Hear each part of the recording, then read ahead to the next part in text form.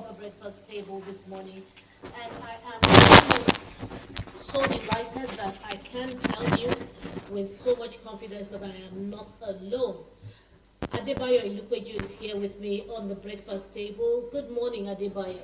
Good morning, Tom. It's always great to be here. Yes, let's hope that this too gets better soon enough. I was surprised when Rio told me he was under the weather. Then you are telling me Stanley is under the weather as well. Well, sometimes the body runs on blood, so he gets tired at some point. Certainly. So quick recovery to both of them. Yes, we're wishing Stanley and Rio a quick recovery. We want to see you back and bubbly on the Bumper Breakfast show.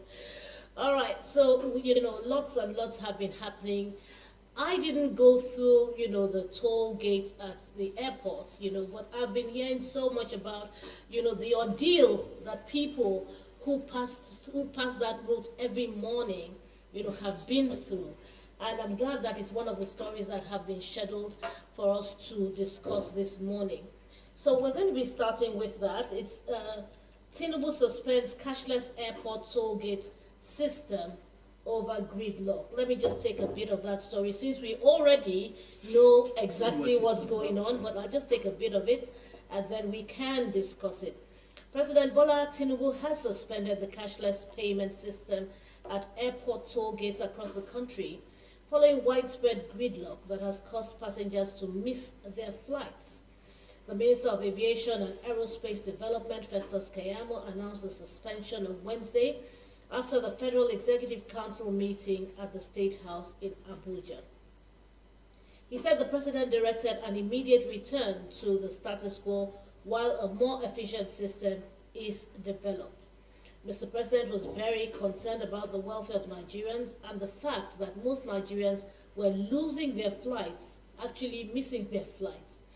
So, Mr. President, out of empathy, directed today that we should suspend the present system because it creates a lot of gridlock and Nigerians are suffering as a result of it, Keyamo stated. He emphasized that the major reason for the suspension was to eliminate the gridlock at the Lagos and Abuja airport toll gates. The major reason why Mr. President took this decision is to eliminate the present gridlock that we are experiencing, especially at both the Lagos and Abuja toll gates leading to the airport. That's the major reason, not that the President is happy with the cash system, the Minister clarified. The cashless system was introduced less than a week ago to eliminate corruption and optimize revenue collection at toll gates operated by the Federal Airport Authorities of Nigeria across the country. For over 50 years, FAN has collected cash for motorists at toll gates, parking lots, and other collection points at airports nationwide. However, the transition to the cashless system led to massive traffic congestion on airport access roads, with passengers reporting hours-long delays and missed flights. Keyamo disclosed that President Tinubu has directed the ministry to return to the drawing board and perfect the system. In fact, the President directed me that this should not take too long. It should not take too long, and I should get back to him on the issue. We should go back and, if possible, even engage the private sector to ensure that we establish an electronic system by which we can collect these revenues for the federal government at the gates, to the extent that it will not create the gridlock that we are having right now, the minister stated. He announced that a hybrid system would be implemented temporarily, allowing both cash payments and the use of PAN cards already purchased by some motorists. We're going to do a hybrid system whereby we can collect cash temporarily and, of course, use the cards that have been collected temporarily for now, Keyamo said. The minister revealed that the government would engage private sector participants to develop a more efficient payment system that eliminates cash at the gates without causing traffic congestion. This is also a platform for me to announce that we will be engaging various private sector participants. Mr. President said if we have to pay commission, we have to pay commission. But we'll bring in private sector participants to help us devise a much more efficient payment system that will still eliminate cash at the gate. Well, the story goes on and on. It's a very long story, and I'm about to stop right here and now. Um, so people have been missing their flights. For me, that's the one thing I wanted to take away and discuss, because um, if if we don't make our flights considering the cost of the tickets at this point. Yes. And obviously we're talking about the international airport, not the local airport, then there's a huge problem. Now, is the government in any way thinking of refunding the money for these tickets? Of course not. But honestly, it's not too much for the government to do, because these tickets don't come cheap. I can imagine if I had purchased a ticket and I was supposed to travel and I missed my flight because of this gridlock, because of the toll gate, I probably will never be able to travel again, because I don't have a reason anywhere to buy another ticket. But anyway, I'm just picking that out of it. But let's look at it holistically. Adebayo Lukweju, what do you think about this? I've always said, I think maybe stakeholder engagement when it comes to policies in Nigeria, stakeholder engagement seems to be nil. Because if all stakeholders had been involved in the process of taking this decision, even if it was an emergency decision, and when I say all stakeholders, you can randomly just stand at the first toll gate there and see, probably conduct a poll within that space, pick 10 or 20 out of the vehicles that are going through the toll gate, sample their opinion genuinely, find out what they think of this. Most likely people would have told them that what they are resorting to now would be a better option. That is to have the old system, which is the analog system. You drop your cash, you get your ticket, run alongside the electronic system that they are proposing. A lot of people who haven't been to the airport for months or even years in some cases, have passengers who are traveling, and they just, oh, okay, our pata will be from Alausa to the airport. It's going to take us maybe 30 minutes max, traffic congestion inclusive, and then you leave your house 30 minutes or maybe 1 hour before time. Now, with this current situation, when you leave 1 hour before time, it takes you maybe about 30 minutes to get to that gate. Then you spend another 30 minutes at that gate. By the time you are able to escape, the boarding gate has closed. So, sampling people's opinion alone would have done a lot in this. And just as it relates to virtually every other decisions that we take, that we move first, and then we start to think about the consequences. I think we should always think of consequences first. Mm-hmm. So they need to review how they engage the public when it comes to these things. I won't like it. And sadly, just the point you raised, the airlines, even when they know, there was a particular airline, I won't mention their name, they had written to all their clients that, please, if you have to travel ahead, if you're traveling tomorrow, do whatever you can to get the electronic card today. But how many people check e-bills from airlines? How many people are on social media to be looking out for what one airline wants to say? So, as much as they have tried, which I appreciate, they are not going to be able to reach all of the people. In fact, the biggest of their customers are not likely to see those messages. It is people like us who are always looking for something all over the place that will say it. So I think we can do better. We should learn to run our affairs inclusively. Let's have it that we have called them for a meeting, we have interviewed 1,000 people, and they are all claiming that they are not ready to tell us what they think. If they have that report, it's better than to run first and then start coming back to probably retrace their steps. Why not just figure it all out before you hit the road running? That's my take. Okay, and looking at it again from another angle, uh, perhaps let's just assume that everybody, all the passengers, read, the message from the airline, and the system, does not allow all these passengers to register at the same time. It's not even possible. I mean, they're going to tell you that, oh, there's a downtime, there's a this, there's a that. You know how we roll now. You know how we roll in Nigeria. So I mean, it's not strange to you.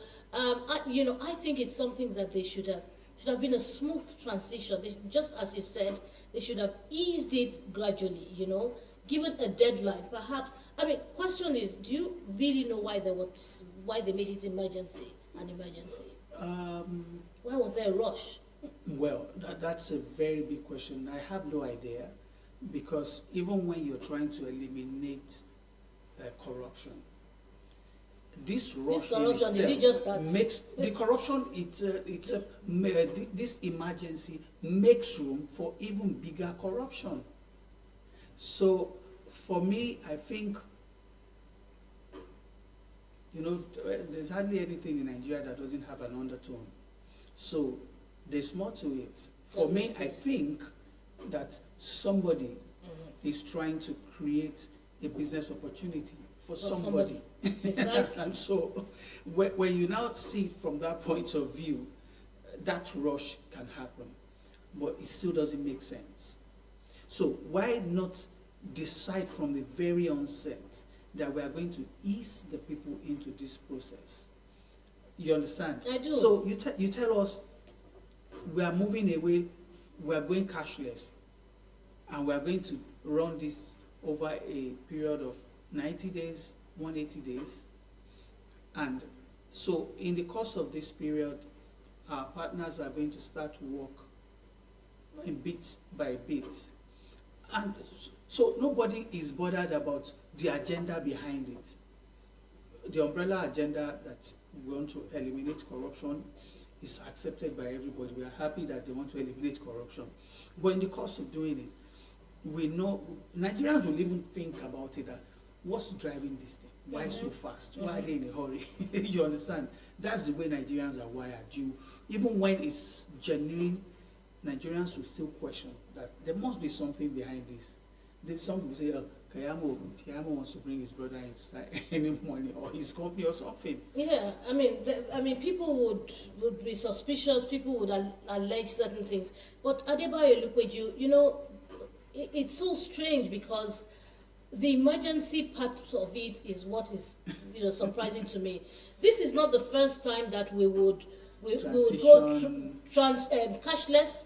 It's not the first time that we will transition from cash to electronic systems. Yes, the Lekki toll gate is there, but you see, there was ample time. Yeah. There was ample time.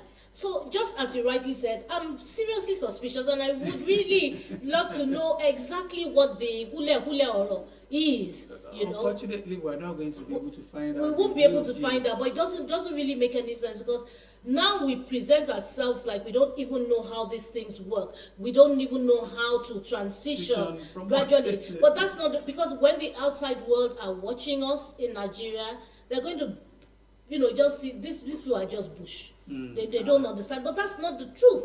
That's the wrong impression. We know what to do and how to do it. We're not just doing it. We're not just doing it because some people are just being, selfish. They want to make money for themselves. It's not about the people. It's not about the masses. It's about me, myself, and I. That's it. You'll be surprised that the human nature, that this might have just taken place because of one person. No, I mean, obviously because of one person, because of some company, because of whatever. But it is, it's a very selfish thing to have done, because people have lost their tickets. People have lost businesses. Because people's lives were hanging on. You're going somewhere. You have an appointment, say in London this morning, and you set out last night. Yes. With the assurance that no matter what, You I'll will at be the in London airport. for You that, understand? yes. And then you miss it, and you have assured your partners or whoever you're going to meet that, I'll be there. That's The really not good. The question will come that, why didn't you plan earlier? Exactly. So you start making, you start looking like you don't know what you're doing, and it's just a couple of minutes error that has led to this. And it's just somebody's selfishness, Right. somebody's greed, that has caused a ripple effect. And they're not, I don't know why we're like this. Why are we just wired like this? Why don't we just think about the other person, sometimes? In fact, most of the time, all of the time. Isn't that what the Holy Book says? It says, love your neighbor as yourself. In fact, some people, and I am guilty, love my neighbor more than myself. In fact, it was this year I said to myself, the Bible didn't tell you to love your neighbor more than yourself. The Bible said, love your neighbor as yourself. So I'm going to start to show myself self-love in the year 2026. I don't know why other people are all about themselves, but I believe that, someday we will get there. Somehow there will be a weeding. The wheat will be separated from the chaff. That's what I know. When it will happen, I don't know. How it will happen, I don't know. But I know that something needs to give for us to get better, yes, in Nigeria. All right, let's look at the next topic we have here. Reps Committee demands documents from Customs, Nigerian Ports Authority, CBN, NASIMA on pre-shipment probe. The House of Representatives ad hoc committee investigating pre-shipment inspection of exports and non-remittance of crude proceeds has directed the Nigerian Customs Service, the Nigerian Ports Authority, the Central Bank of Nigeria, and the Nigeria Association of Chamber and Commerce, Industry, Mines and Agriculture to submit all documents relevant to the ongoing probe. The directive followed submissions by agency representatives at a resumed hearing on Wednesday, where they indicated that they did not have complete details of the requested documents. Chairman of the committee, Honorable Sheyi Shoumi, said the panel would formally communicate new dates for the agencies to appear and submit comprehensive documentation. Earlier, the agencies outlined their respective roles in the pre-shipment process for oil and non-oil exports at the nation's export terminals. Representing the Controller General of Customs, Bashir Adeniyi, Deputy Controller General Caroline Diagwan, explained that the NCS operates strictly within the provisions of its established act and other extant laws. She said the service's role in exports involves processing the Nigerian export proceeds form, certificates of inspection and export permits. According to her, Customs ensures that the documents correspond with the actual goods presented for export through examination and physical inspection.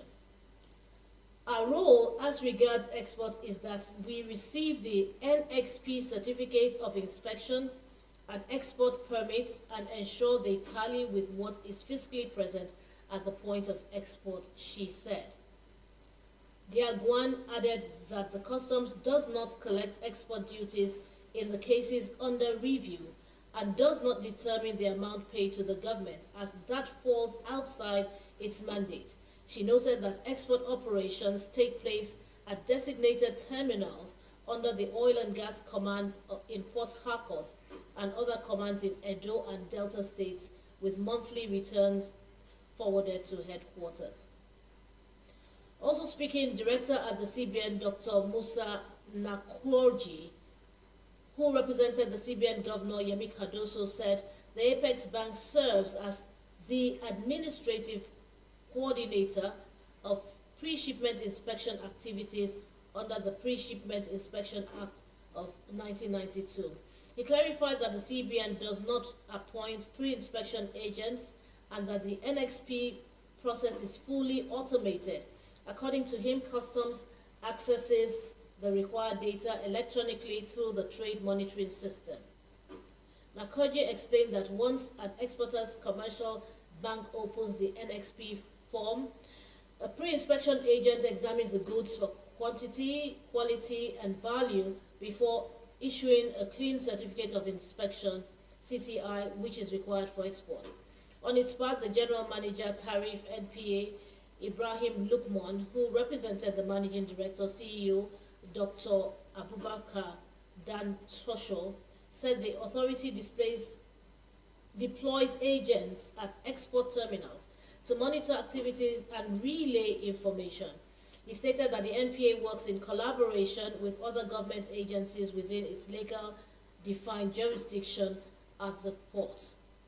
Meanwhile, NACCIMA NACIMA Director Dr. Emmanuel Ake said the committee told the committee that the organization, as the umbrella body for chambers of commerce in Nigeria, has no role in crude exports. He explained that NACIMA's involvement is limited to issuing certificates of origin for non-oil exports to authenticate the source of products. In his remarks, Showumi stressed that the investigation was vital to curbing revenue leakages and ensuring accountability. Part of the problems Mr. President is trying to address is the need to account for every kobo that accrues to the nation. That is what the committee seeks to achieve, he said. The committee ruled that the agencies would be notified in writing of their next appearance and directed that any official representing the head of the agency must present a letter of authorization empowering them to speak on behalf of their principal. Well, that's the story right there presented on the table, for us to look at. We already know that the topic is the Reps Committee demands documents from the Customs, Ports Authority, CBN, NACIMA on pre-shipment probe. And every one of them has, responded accordingly. And I believe that that's supposed to be the first step. They're still coming back anyway. What's your take on this sudden wanting to make sure that every single kobo that's due to the nation, is channeled the right way? There's, all of a sudden some sort of emergency, that because honestly, I don't understand it. And when you don't know certain things, you ask the people who know. So yeah, it is on the table for you to look at and dissect. I think that, you see, the direction, what it seems, is actually a good thing, if it is what it seems. Precisely. Because now, yesterday I posted something on Facebook pretty much about the legislature doing what they are supposed to do. They are probing, they are looking at things. Yes, whether there's an ulterior motive, because I always chastise people when they bring up the ulterior motive first. Whether there's an ulterior motive or not, the fact that they are looking where they are looking is a step in the right direction. So we are moving away from the era of rubber stamp legislature to people who are actually functioning. Let them look into these things. Some of these things are things that Nigerians probably wouldn't have even paid attention to. So if our representatives are bringing them up and they are making us see that, okay, something must be happening in that place. Yes, people would say there's so much happening in the export area, and the common man doesn't understand. The common man just knows, we have crude, we have gold, we have diamond, we have blah, blah, blah, but we don't even know what happens to them. So conversations like this can start to enlighten us. Yes, it sounds quite technical, the content of that piece that you read, but we know for sure that, yes, we want every kobo of ours to enter the right channels. And it's not so far-fetched. The conversation is ongoing that MDAs are, the budget has not been expended. Some of them don't even have budgets. They've not received the funds for budgets as far back as 2024. So it reads in the budget, but we're also hearing importers that there's no money to fund these budgets. That Nigeria doesn't, in reality, that Nigeria doesn't have Of the money. money. Mm-hmm. So when we look at it that way, Nigeria doesn't have the money, but we see people in positions of power spend money. Did they get the money from heaven? Do they print their own money? Or how do they get the money? And the money is not coming through the right channels. So if, say for instance, the federal government of Nigeria decides that, okay, we want to spoil our executives, our ministers, our senators, our reps, and they are giving them money directly. So we know that, okay, yes, all these senators, they can behave anyhow, all these governors can behave anyhow. But the question, the last statement I made is that some ministries don't even have money to run their ministries. So it means that in the real sense, there's really no money. And the little that is available, some people are cornering it to themselves. So again, just like the first one we took, we're looking at those directions. Nigeria needs money really bad. So before they tax us completely, finish us with taxes, all the money that are coming in, let us even account for them. So maybe now those visions that we have for our country, maybe we're gradually getting there. It's not going to be perfect at the beginning, but then, even if it is witch hunting, let us just start it. We will start correcting ourselves. You know, I always say I prefer that we take a step rather than stay on the spot and be arguing about what is supposed to be. Yeah. That's my take. Okay, well said. Well said. I'm just thinking, Nigeria, you know, I agree with you, it's a step in the right direction, you know. If all these monies come in, then perhaps we will be able to deal with the problems internally, Right. and, you know, stop reaching out To for collect loans loan. and all of that. But the thing is that, and that's why I'm a bit hesitant, the thing is that even when these monies are channeled, you know, to the right places, Yes. how are they taken out? What are they taken out for? What is the, you know, what is the place in terms of priority? What's the scale of preference? Do you understand? Are these monies, for example, going to be taken out to rebuild the First Lady's office, to buy SUVs for For ministers or members of the House of Assembly? like House of Assembly? Or are these monies going to be channeled towards education, towards making, you know, security, you know, properly beefed up in Nigeria, towards the health sector, you know? That, for me, I mean, if you're going to go through, put the masses through all this, At least they should have to something, see, something you know, to look forward to, something to exactly. experience. We should see the difference.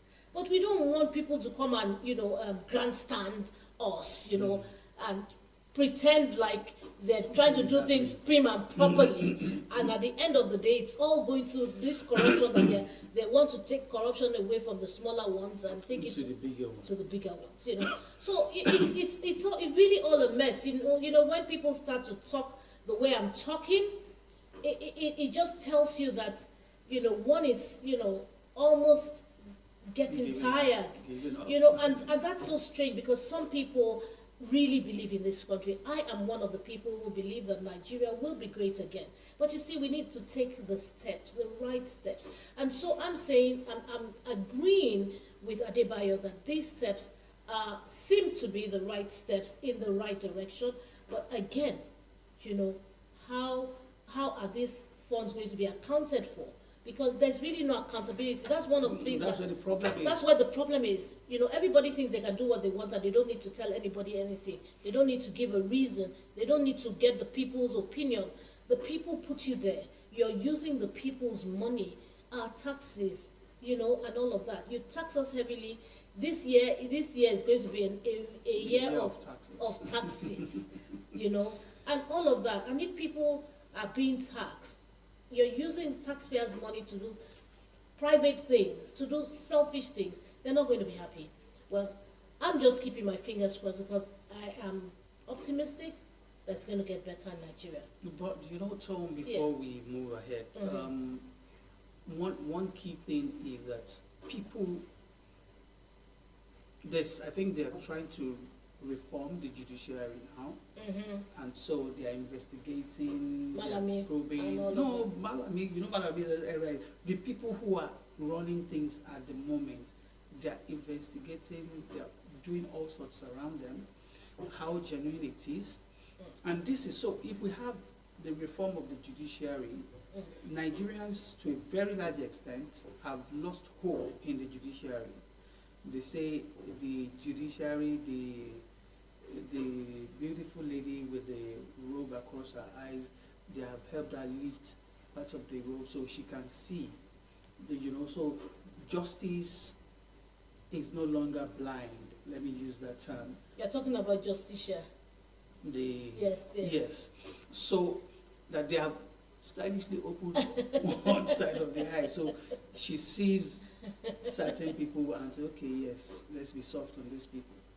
We have not adequately dealt with people who are cheating, who are misbehaving, people who are putting this country into chaos, either through their pens or through their guns or through any means. We have to get scapegoats. We can even make it a policy that, okay, there should be a scapegoat every 6 months. You understand? Because we talk of KPIs. When you try to measure the performance of a system, if it's not working, you should know what to do. You should be able to identify what the issues are. So if we're identifying the issues, it means that we are ready to find solutions. So even when we identify issues, if we are not putting solutions, then we are not doing anything. I think we should double up on our judiciary. They should act better. People should understand the role of the judiciary, and they should uphold that mandate that they have. People need to suffer for their crimes so that at least those coming from behind will have a second thought when they are considering such actions. Currently, it's as if there's not much happening in that space. People, it's a free show for all. Okay. You can, once you get a leg in the door, you can do whatever you want to do in a jiffy, and then you can go and start your life quietly somewhere. I think we need to be more decisive on this. Yes, there are negotiations, and sometimes we're better off with the negotiations than locking people up and not getting our funds back. But in the real sense of it, while we are doing these negotiations, there should also be those scapegoats that you don't even give the option of negotiations. Let people suffer. Let people understand that crime doesn't pay. Because currently in Nigeria, it's as if crime pays. Oh yeah, certainly. Well, you know, yes, it's as if. I like that clause, as if crime pays, and that's for people who don't know better. You know, the Yorubas have an adage. They say "Bibiri koshe fora." You know, you want to look at your background, you know, and portray the child. You know, portray the person. How am I going you to don't want to portray put the your family from into shame? Yes, from which you have come in good light, because you know that family have made a name and kept that name over the years. Why do you want to spoil it? But some people don't care. It's all about the money, and that's you know, the times we're living in are perilous times. I agree with you 101%, if possible, that you know we should have scapegoats, and that would serve, you know, yes, as a you know deterrent. Yes. You know, it will serve as a deterrent to other people. You know, they will think twice before they do these things. But time and time again, year in, year out, every second, every minute, every hour, every day, every week, every month, every year, we have people doing these same things and getting away with them. And as a matter of fact, in fact, all they get from committing crime is fame. It's fame. They get fame. They get a pat in the back, just as Adebayo said. And you know, how long do we want to go? How long do we really want to do this in Nigeria? So yes, we need to have scapegoats so that people would know that we really, really mean business. We're not joking. We're not playing. we really mean business. Well, it's still the Bumper Breakfast Show, and this is MITV Plus. We'd like to take a break right now. When we return, there are more stories for us to discuss. So please don't go anywhere. We'll be right back. Stay tuned.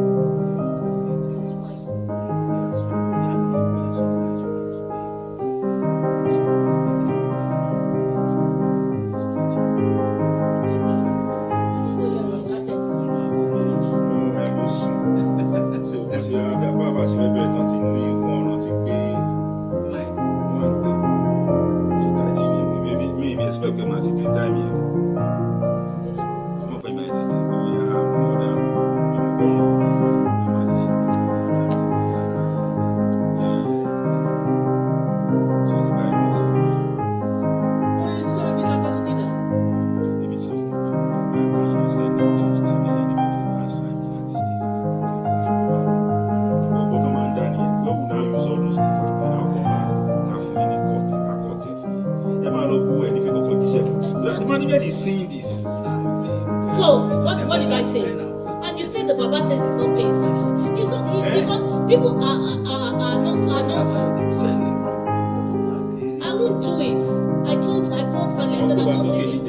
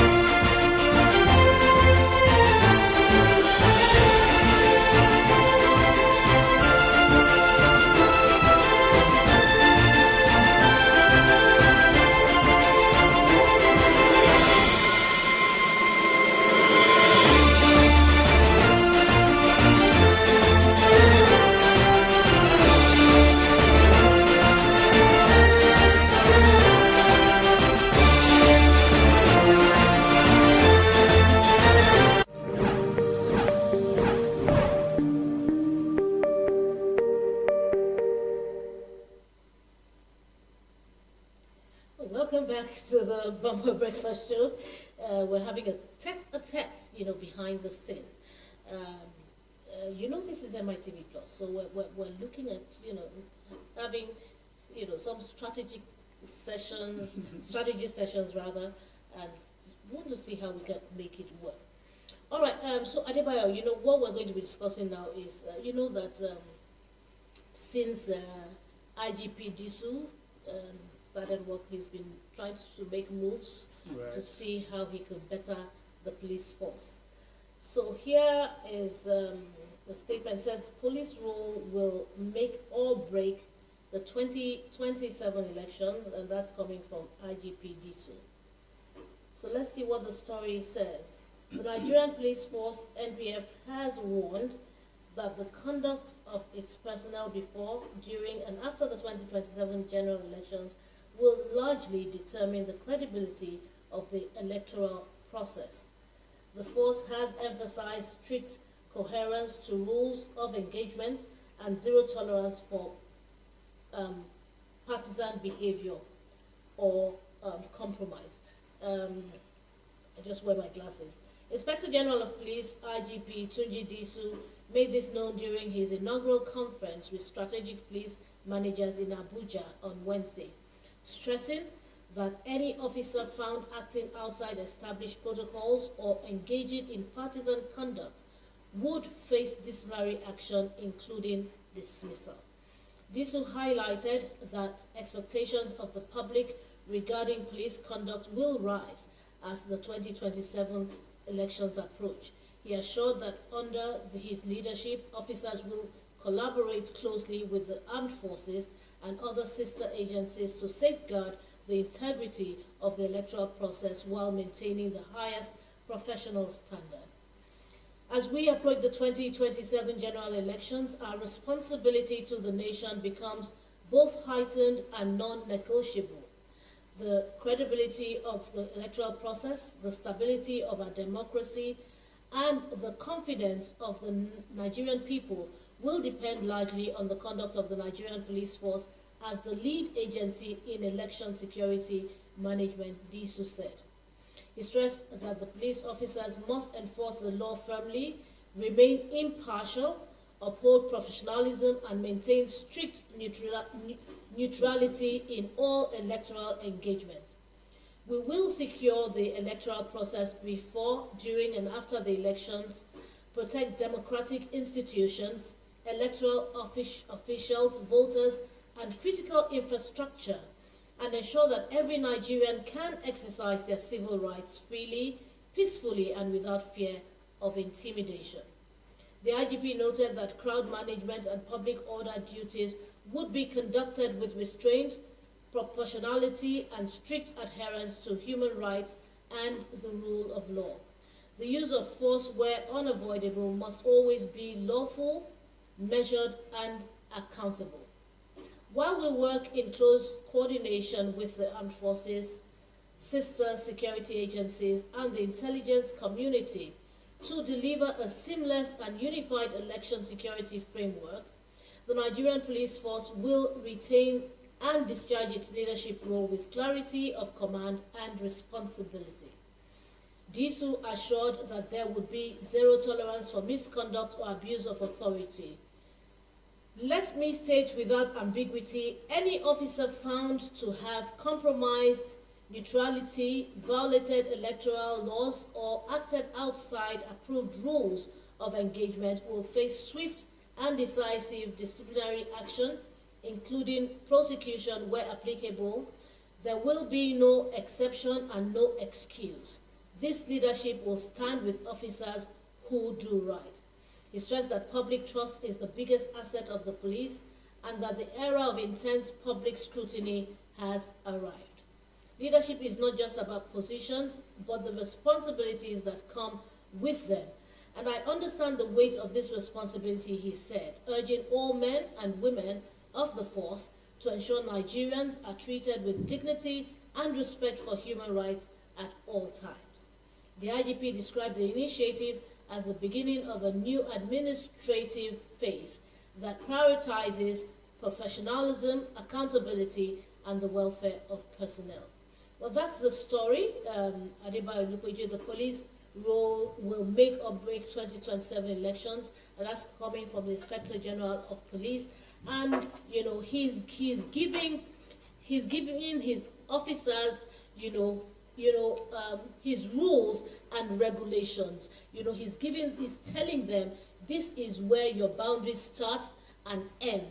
He's also saying he's going to work in synergy with the armed forces, and all the security sister agencies that are available to ensure a smooth election, and not beyond the election, And I think that he's coming out, with so much zeal. He's coming out with so much enthusiasm. He's coming out with so much, know-how.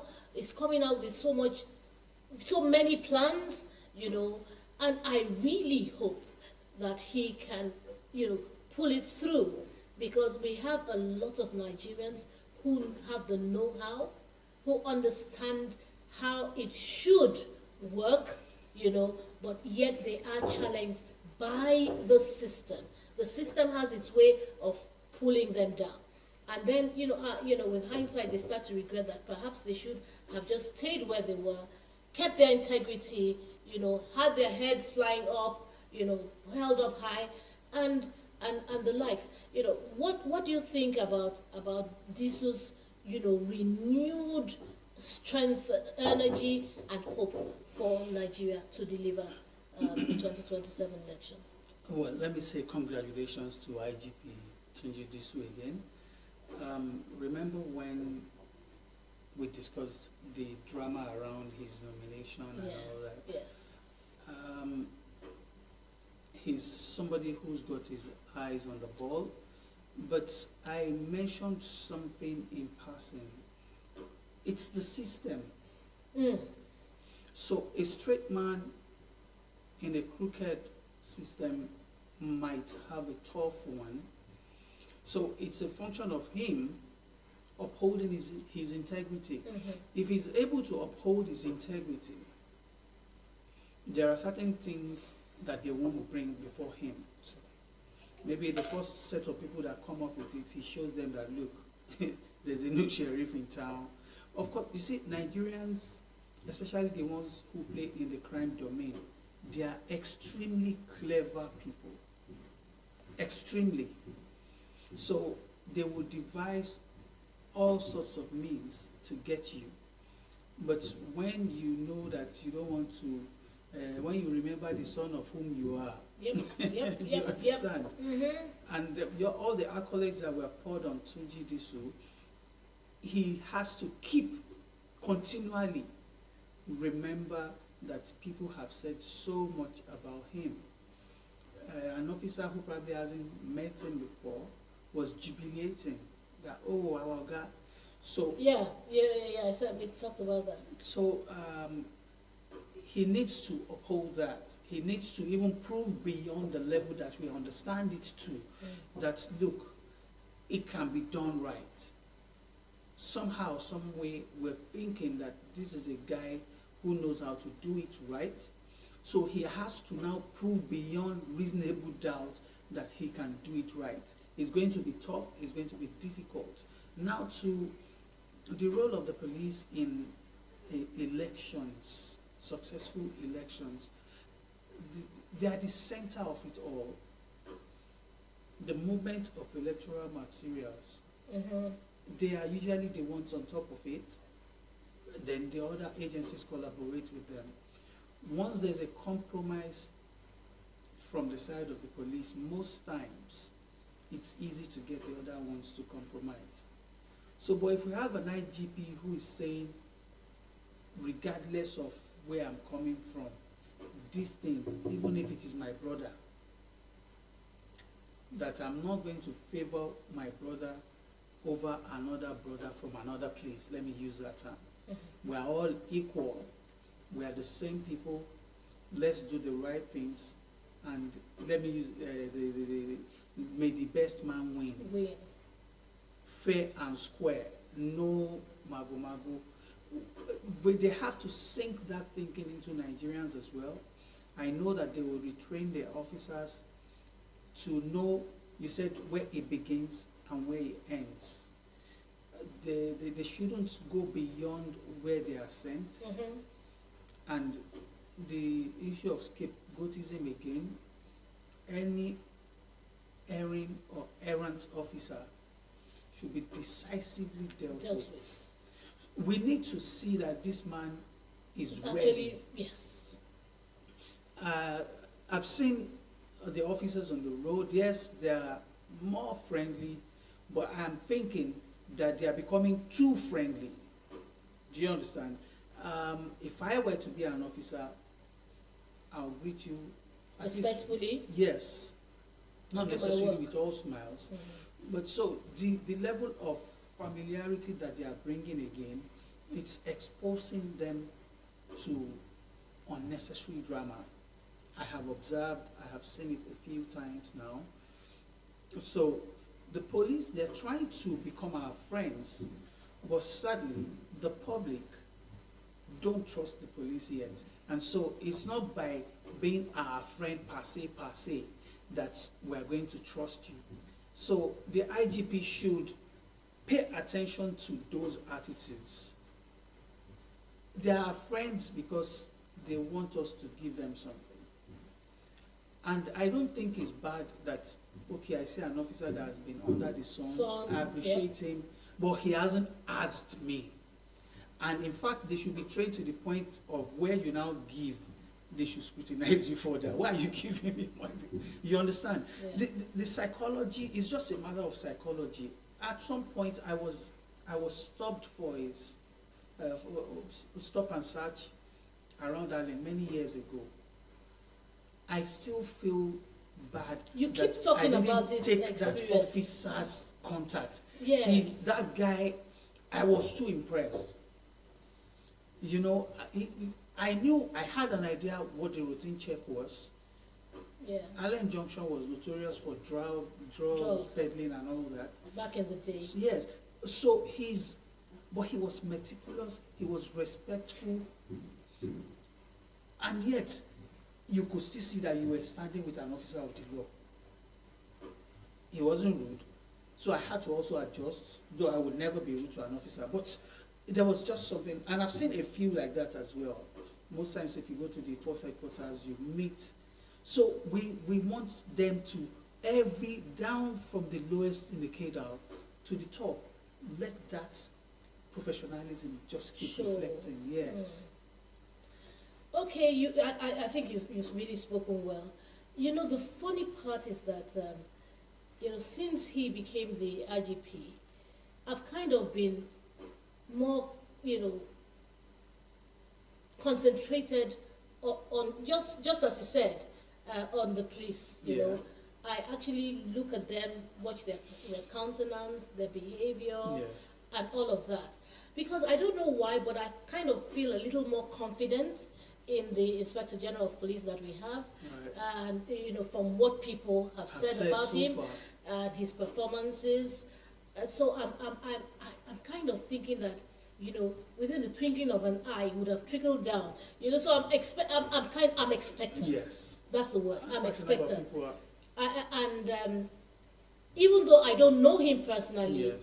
I've heard so much about him, and some people that I know who are respectable people who I am close to seem to know him personally. Yeah. And you know, that's like What making they me say, feel like yeah. okay, so he must be somebody of Great honor. character, Yes, yeah. a good character.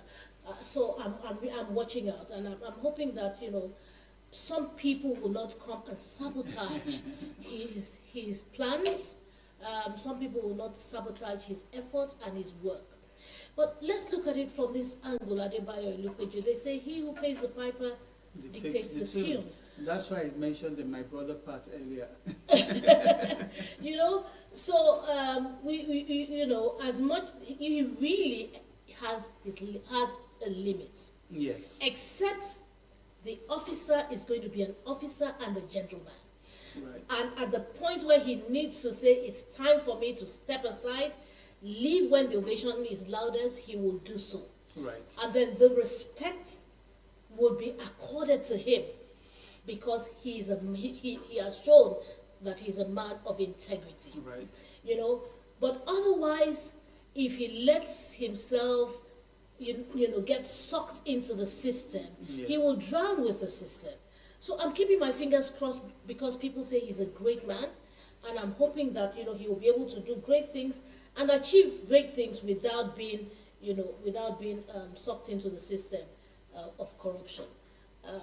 Well, that's my prayer and that's my hope for him, because if he's built his name all these years, all these decades, and he gets to the peak of his career, not everybody is opportune to get to the peak that of their level, career. yes. I was telling someone said, oh, why are you still in Nigeria? Why don't you go and stay in America? You go back and forth and all of that. And I said to them, if you have a job for me at CNN, Oh yeah, let's go. oh yeah, we move. But I'm not going to relocate and go start washing gutters and all sorts of funny things. I'm not going to do that.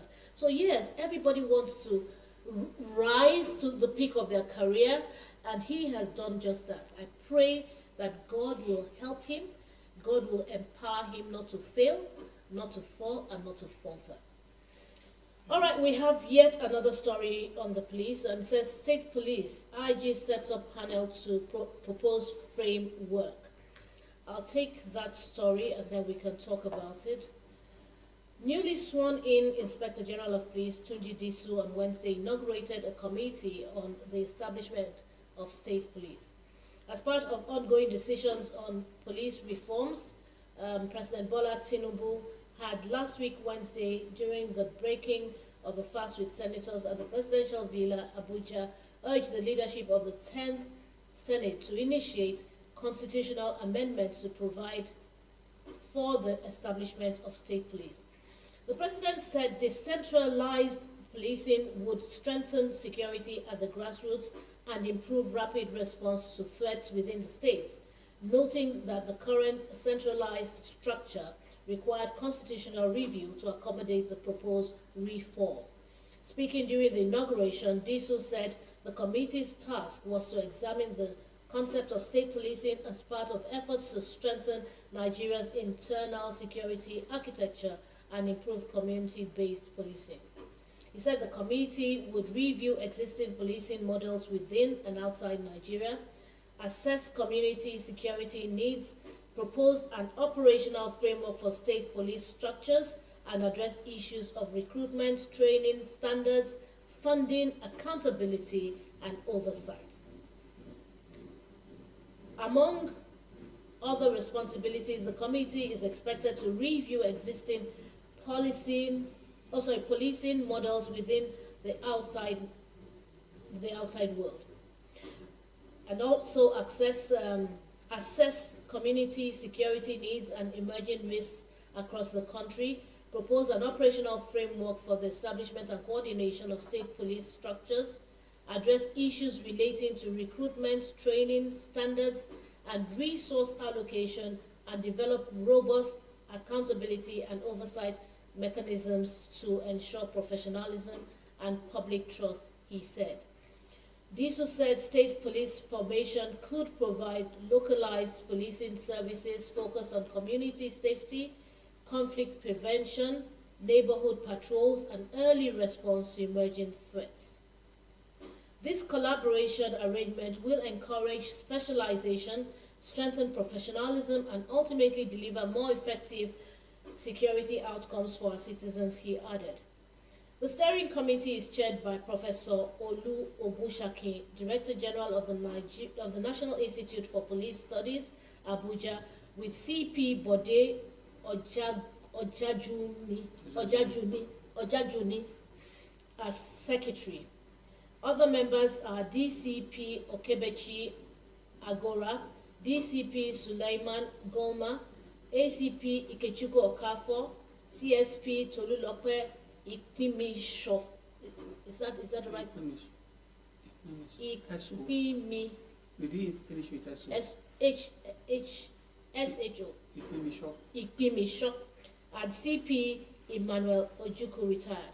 Also speaking shortly after his swearing in as the substantive Inspector General of Police, Disu disclosed that he had constituted a committee to develop the Nigeria Police Force's position on the proposed establishment of the police. He said the committee was set up early this morning to look into the issue of state police from the angle of the Nigeria police. We don't want it to seem as if others are taking decisions and we, the most important people concerned, did not do anything. We want to ensure that the best thing is done, the IG stated. He emphasized that the police was not opposed to state police, describing it as a partnership rather than a threat to the force. Well, that's the story basically. State policing, DSU is setting up a committee so that, they can propose a framework. So he's setting up a panel to propose a framework for state policing.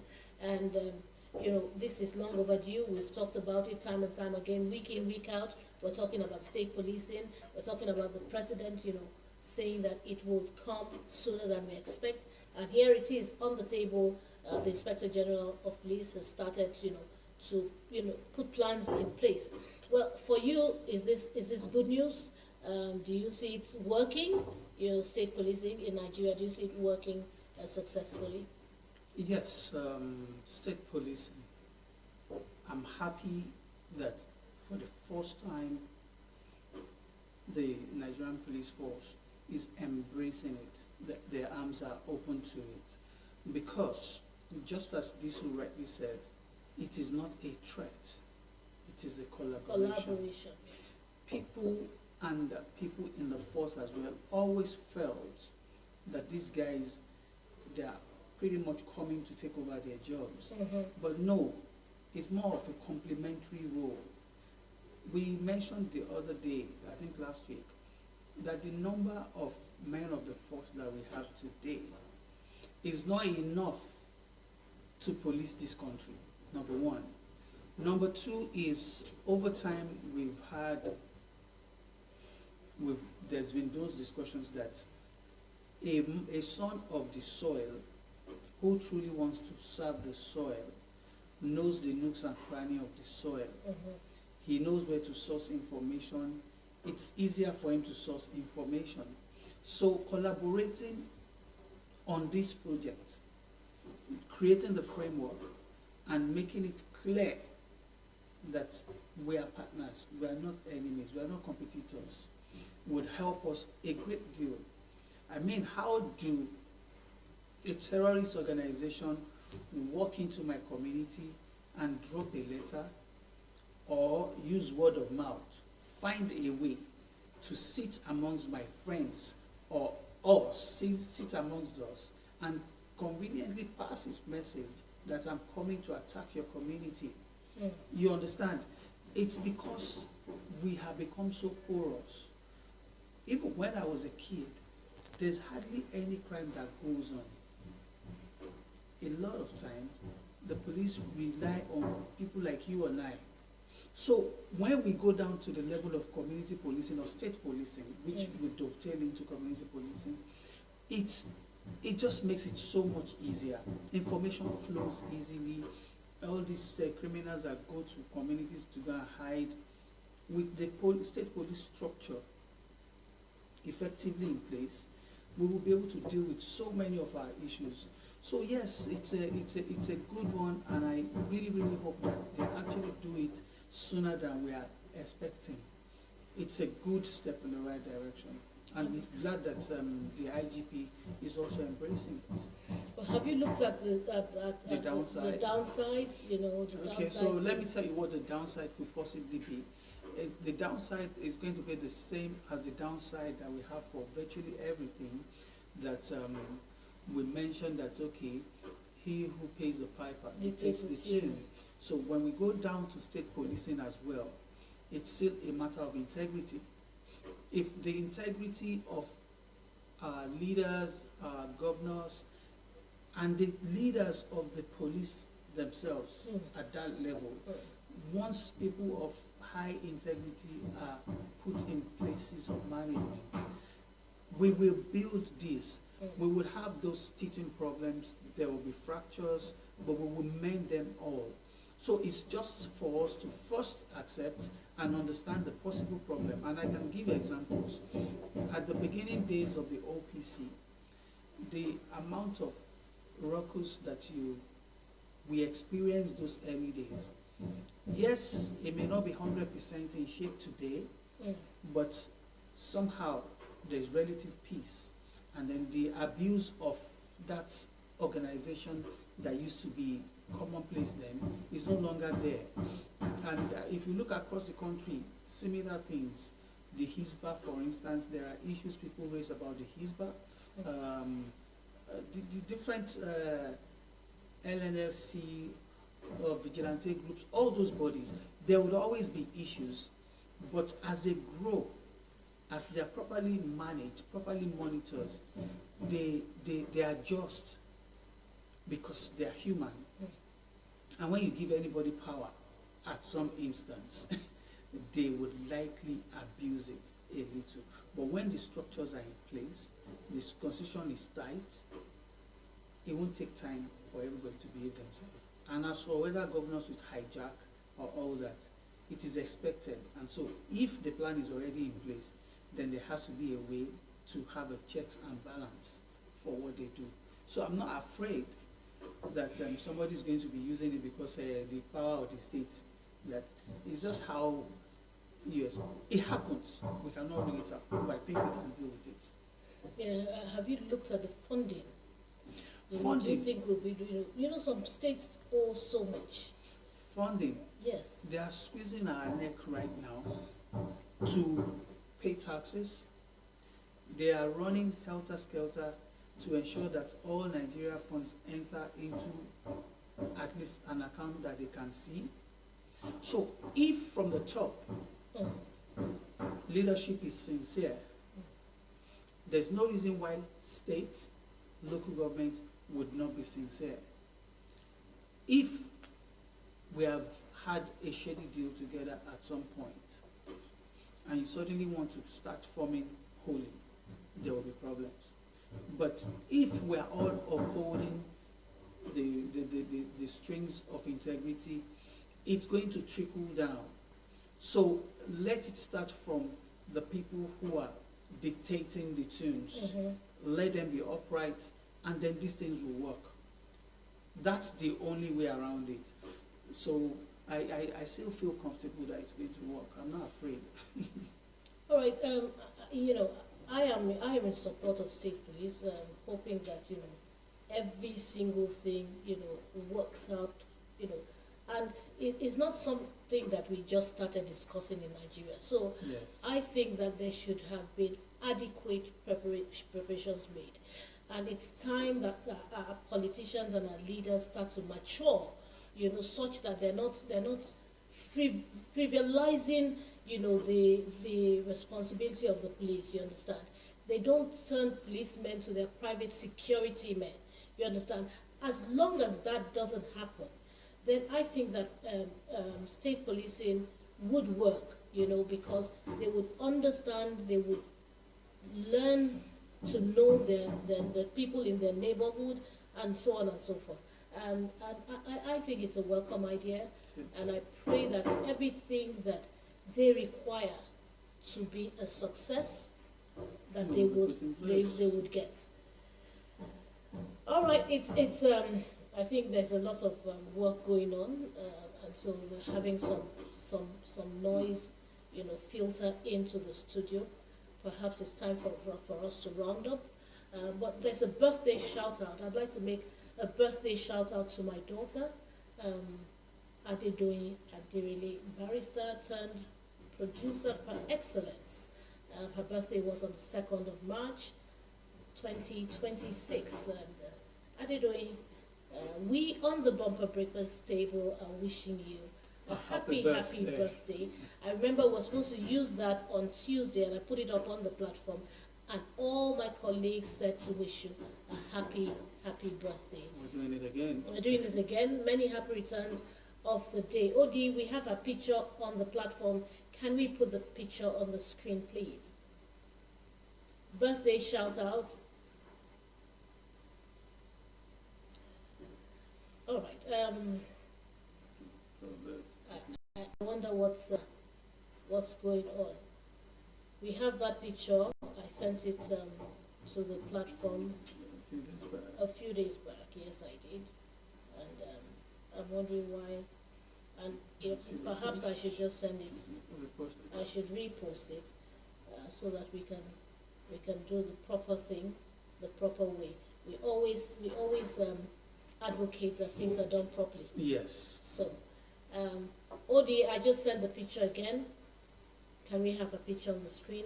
All right. So, happy birthday, Adedoyin. Lots of love from me and everyone on the Bumper Breakfast crew, not on the Bumper Breakfast table, but the Bumper Breakfast crew, because there are lots of people behind the scenes who have been working tirelessly to make this program a success. So everyone is wishing you a belated happy birthday. And we hope you had fun on that day. And we wish you many, many years of happiness and good health ahead. That's how we will end the Bumper Breakfast show today. But not before we say our goodbyes. Adebayo Olupeju, I would first of all would like to thank you, for always, coming on the program, being there, for us to have, intelligent discussions, do some sort of analysis, and, at least be fulfilled that we have done our work. Thank you so much, Adebayo. It's always a delight to be here. And of course, to the people, it's important that we try to shape our opinions right. We like to reassure the people that all hope is not lost. So I will continue to do this. Enjoy the rest of the week and have a wonderful weekend. And I just didn't say that you don't look like someone who's doing the fasting and all of that. So perhaps I should have said a cool way. All right, that's the way we roll on the Bumper Breakfast Show. We are family. And on this note, I'd like to round up today's edition. Thank you for watching. It's been my greatest pleasure being here, being your host. And I hope to see you again next week, Tuesday, on the Bumper Breakfast Show. But don't forget, the Bumper Breakfast Show continues tomorrow, Friday. Hopefully, Rio will be out of bed because he's under the weather now. And he is going to lead the Friday Bumper Breakfast. So, keeping my fingers crossed, Rio, wishing you speedy recovery. Hope to, see you tomorrow on air on the Bumper Breakfast Show. So, join us tomorrow for the Bumper Breakfast Show. We're on Monday through Friday, every day. on MITV Plus. So we ask you to join us. That's our package for today. Thank you for watching. My name is Tom Adirile. See you next week, Tuesday.